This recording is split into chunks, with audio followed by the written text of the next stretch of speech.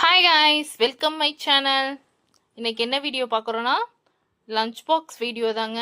இன்றைக்கி எங்கள் வீட்டில் லஞ்ச் வந்து வெஜிடேபிள் பிரிஞ்சி ரைத்தாவும் பண்ணியிருக்கேன். பார்க்கலாமா வாங்க.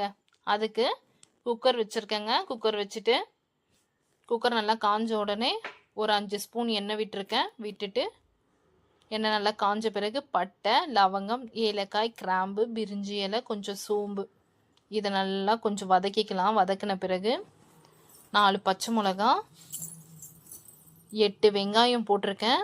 இது வந்து 1/2 கிலோ அரிசிக்கான அளவுங்க. நல்லா வெங்காயத்தை நல்லா ப்ரௌனிஷ் ஆகிற அளவுக்கு வதக்கி எடுத்துக்கலாங்க. நல்லா வதங்கின பிறகு 2 ஸ்பூன் இஞ்சி பூண்டு பேஸ்ட் அதையும் இதில் ஆட் பண்ணி வதக்கிக்கலாம். இஞ்சி பூண்டு பேஸ்ட்டு போட்டு வதக்கிறப்ப அடி பிடிக்கும் ஒருத்தருக்கு, அது மாதிரி அடி பிடிக்காமல் இருக்கிறதுக்கு 2 ஸ்பூன் தயிர் விட்டிங்கன்னா அடி பிடிக்காது. அதையும் கொஞ்சம் ஊற்றி நல்லா கலரி விட்டுக்கலாங்க.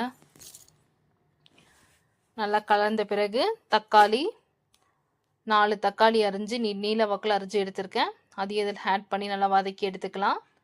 நல்லா இது வதங்கின பிறகு ஒரு கைப்பிடி புதினா, கொஞ்சம் கொத்தமல்லி, பட்டாணி, கேரட்டு, பீன்ஸு, உருளைக்கிழங்கு இதை வந்து மீடியமான சைஸில் வெட்டி எடுத்திருக்கேன்.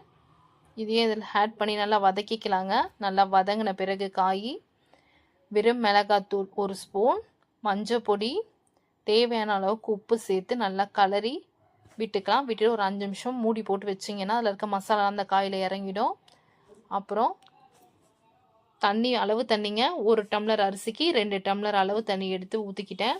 ஊற்றிட்டு தண்ணி நல்லா கொதித்த பிறகு அரிசியை ஊற வச்சுருக்கேன். 1/4 ஹவர் ஊற வச்சு எடுத்திருக்கேன். ஊற வச்ச அரிசி அதிலேயே ஆட் பண்ணி கலரி விட்டுக்கலாம். விட்டுட்டு ஒரு 10 மினிட்ஸ் நீங்கள் மூடி போட்டு வச்சிங்கன்னா சாதம் வந்து இந்த பதத்துக்கு வெந்துடுங்க. வெந்த பிறகு குக்கர் 1 ஸ்பூன் நெய் விட்டுட்டு குக்கரை மூடி போட்டு வச்சுருங்க. வச்சுட்டு ஒரே ஒரு விசில் வச்சு எடுத்திங்கன்னா சுவையான வெஜிடபிள் பிரிஞ்சி ரெடி.